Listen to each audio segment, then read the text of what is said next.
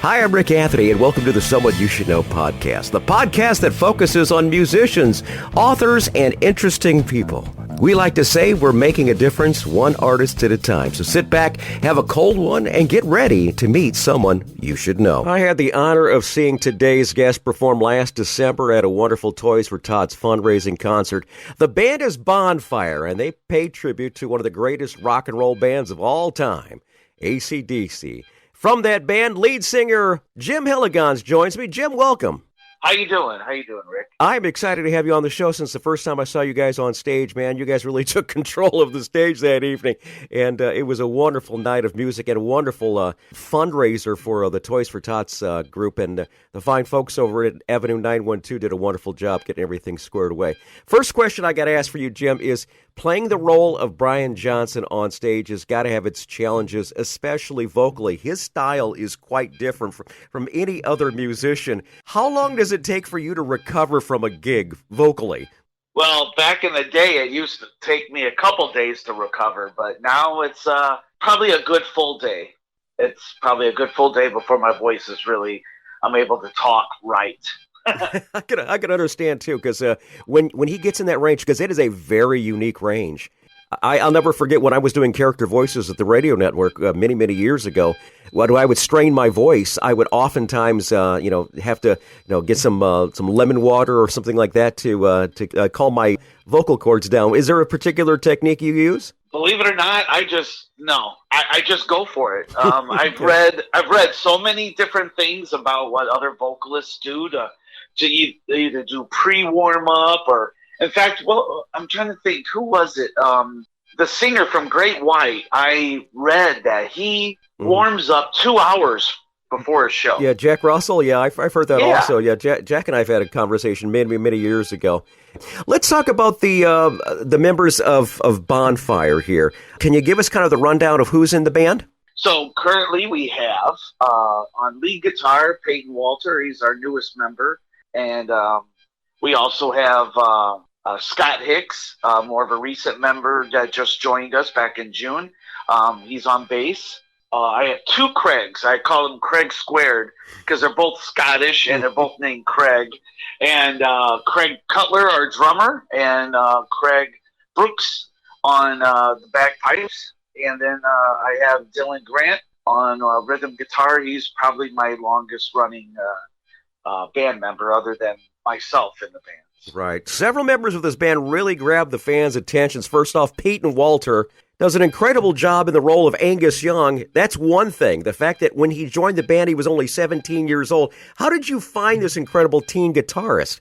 Well, I have a real close friend who is dating this girl who this is her son, and he was playing guitar with him, and he told me that, this kid's really good. And this was back when he was 16, maybe 15 or 16. And he was like blown away on how good he is. And my friend, Carl, he used to be in a band called Tyrant's Reign.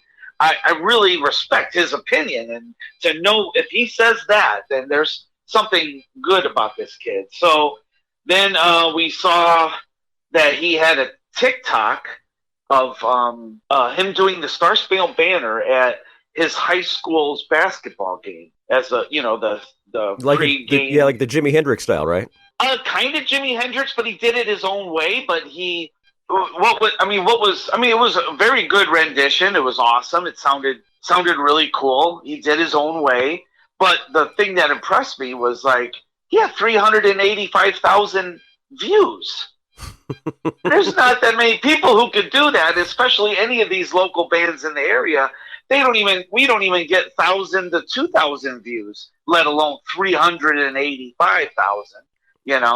So I was very impressed with that. And then I found out that because he was at that Hebron school, that one of my best friends is a teacher there, and he told me how good of a kid he was, and he's really good at playing, and I was like, wow, it's just too many stars aligning up.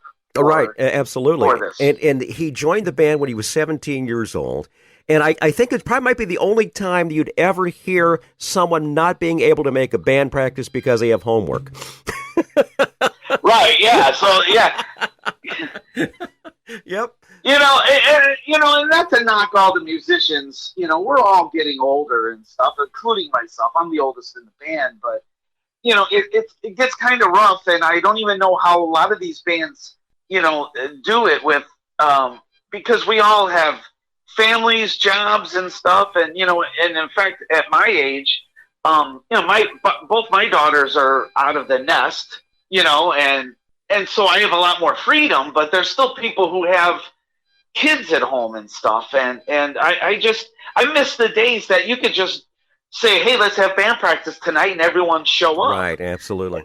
And it's not that possible with the guys that I have in my band, but it's definitely a lot easier when you have someone like Peyton who, all I got to do is probably have a pizza and he'll show up, Absolutely. Another member of the band is a dear friend of mine, Craig Brooks, who I've known for a very, very long time, plays bagpipes on stage for you guys when it's time for It's a Long Way to the Top when you want to rock and roll. How did you and Craig hook up, though? How did Craig join the entourage? Well, Craig actually reached out to me and asked, because he was with Scott Hicks in that band Little Lover, right, another yeah. AC/DC tribute out more towards the Porter area.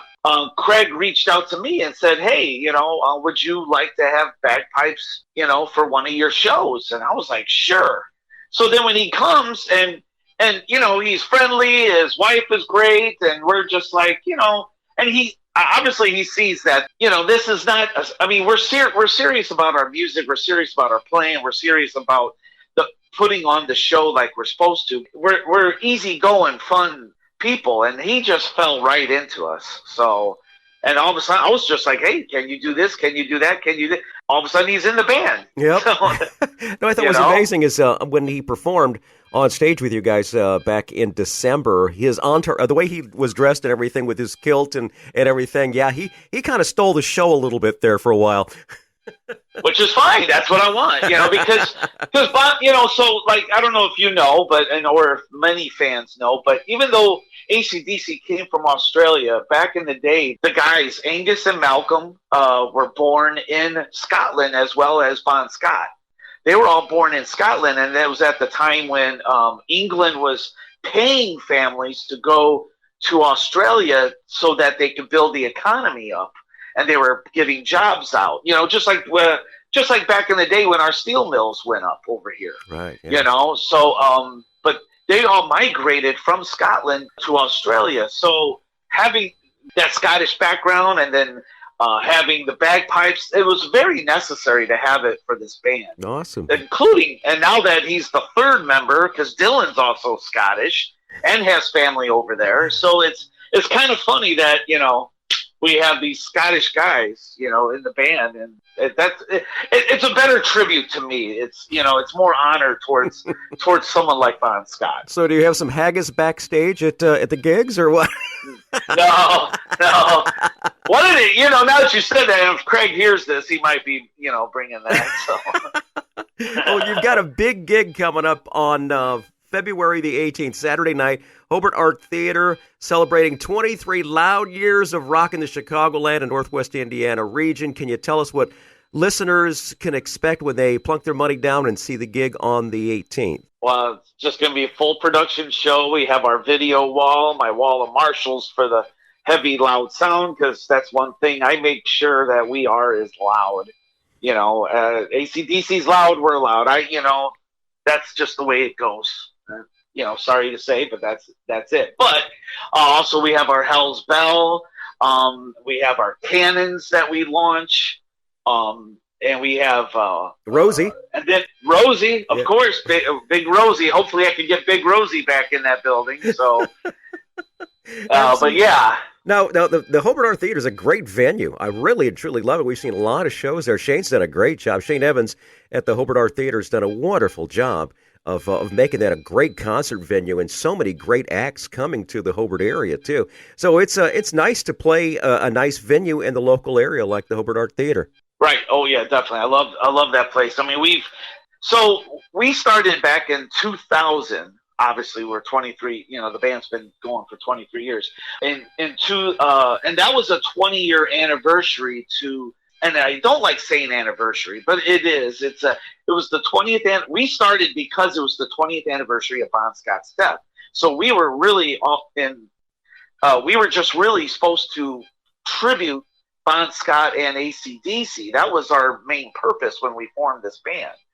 Well, fast forward to the Hobart Art Theater. We were getting ready to celebrate our 20-year anniversary of ourselves being, out in, the rock and roll field. And it was actually Tom Lounges that suggested we do, because I was trying to find a place to do it at. And there wasn't really too many places to do a 20th anniversary show in the area. And we ended up choosing the Hobart Art Theater, set it all up with Shane, and now it's our permanent home for our anniversary shows every year. So awesome. You can find us there every mid-February at the Hobart Art Theater. Right. As a matter of fact, we're going to include ticket information down in the show notes. So I know you want to go to that show coming up on February the 18th. Those of you listening in, they will be in the show notes. Just click on the link and it'll get you tickets to the venue coming up on the 18th. You've played a lot of great venues in 23 years. Any particular gigs or venues that stand as one of your all-time, maybe a high watermark for you? Well, some of our most fun shows were in the early days. We used to play J.J. Kelly's in Lansing. That was always a highlight. We used to play there once or twice a year there, and actually we used to do our anniversary show there before. It was. That's where we started. We actually started in J.J. Kelly's, and that was like our little home base. Probably our biggest, most fun, most craziest show I've ever played was when we opened up for Sublime at the Festival of the Lakes over there in Hammond. Awesome. Yeah, we opened for them, and playing in front of, they told us it was probably 4,000 to 5,000 people. That was just mind-blowing. And then to have them singing, and I know they're not our songs, but they were enjoying themselves, having fun. They were rocking with us, singing with us on the songs. It's just such an incredible feedback and so much feeling that you get from that. And that show was that was one of our most pinnacle shows that we've ever had. Awesome. Now, the next feature here we have, Jim, is when those events, those great shows, don't necessarily go as planned. It's called Tales from the Road. These are those infamous road stories of getting to a gig, something that happened on the way from a gig, something that happened on stage, backstage, or maybe at a hotel accommodation or something like that. Anything come to mind in those 23 years of traveling all over the place? Well, yeah, there's a few. I mean, first off, I can't probably discuss some of them because they are not PG rated. That's okay. This is not on the radio, so you can go as blue as you need. No, I know, but in case there's younger people that listen, it's not really probably not good to talk about. But okay. In recent memory, there was me and Craig, the drummer, we were coming back from our gig in Joliet. We played at the Forge a couple years ago, and I have a full van of gear. Everyone split ahead of us because I was collecting the money from the club owner or the venue owner, and Craig was waiting for me in the van. And as I was trying to turn to get out of the parking lot, my power steering pulley broke, and it's pouring rain. It's 2 a.m, and we're in Joliet, and many, many, many miles. An hour and a half, 2 hours away from home. Yeah. So that was not a good night. It was like wow. It turned out to be like $1,000 repair with the tow. With the tow. Yeah. My daughter played a venue in Joliet also. Her band's called Sisser, and she had a similar situation. She came outside and she had 2 flat tires. They weren't slashed or anything. They just had gone down. She must have hit something on the road driving to the venue. And it was a Saturday night, once again, 2 a.m. in the morning. And luckily, they had a gig the next day, and the band that opened for them gave them a ride. And then after the gig, gave them a ride back to the venue in Joliet with the tires. So wow. You never know how it's going to happen, especially. I don't know what it is with Joliet and gigs, though. So yeah, that's not. Yeah, maybe Yeah, we play there next month. We're there in March, so that's going to be. Good luck. Yeah, I know. Wow, you got to be careful. Bring a mechanic with you. Now, one gig that I know you are playing in, you really and truly need to be on the ball for. This is one that is going overseas, Blackpool, England, a special AC/DC gig going on there. Tell us about that. Yeah, I've been wanting to get overseas. There's a couple AC/DC festivals over there that, like over here, we have a couple Beatle festivals throughout our country, which is cool. But over there, they've got a couple AC/DC festivals, and one's actually more of a tribute to Bon. It's more of a Bon Scott fest. And then there was, and I was watching it, and I contributed to it because what they were doing is they were trying to get a statue put up in his hometown, and in Kirriemuir, Scotland. So they were trying to raise money. So in order to raise money, they figured they'd throw a benefit, and voila, here comes a new festival of, bands playing for Bon Scott, basically, because they were all influenced by AC/DC and Bon. So that was cool. I wanted to get into that, but then I started seeing, because when you know how you are on Facebook, if you look up one thing, then there's always a few more things in that crazy algorithm that lets you see. All of a sudden I see AC/DC Fest popping up. So I've been following that for a while, and I reached out to the guy, and we made some talks, and he actually really wanted us to come out. So that was awesome. He right away was, yeah, I would love to have you guys, and let's do it. And I was floored that they, and then what was really cool after that, not only did we book the gig, but there's other bands that play for that. And I reached out to them about accommodations and get some info, and these guys are telling me that they've been following us for years. Oh, my goodness. Well, yeah, you've been around for 23 years, so it's... Yeah, but it was so cool to know that there's other, AC/DC tribute bands. And I know we do have a lot of, and I could tell we have, because of Facebook and social media, we do have fans all over the world. We have promoted ourselves. We got, we've actually sold shirts in Russia and Poland, which is hysterical. But you're not talking thousands. You're talking, 20, 15, 20 shirts. So you don't think you have that much going on. But then, like, all of a sudden, these guys are like, oh, yeah, we've been following you guys for years. I love it. Like, wow. Absolutely I know. love it. What's the date of the gig? November 3rd. We are headlining the Friday night of the fest. Wonderful, wonderful. And I'm really looking forward to finding out a little bit more information about it. We'll have maybe to do a follow-up on this and find out how it was. Oh, definitely. We could do an after that at the end of the year. We could do an end of the year follow-up, yeah. Absolutely. Yeah, that would work. Absolutely. Jim, how about some links to the band? Basically, we used to have more links, but just on Facebook, Chicago Bonfire, that's where you can find us. That's where I do most of our promoting and stuff.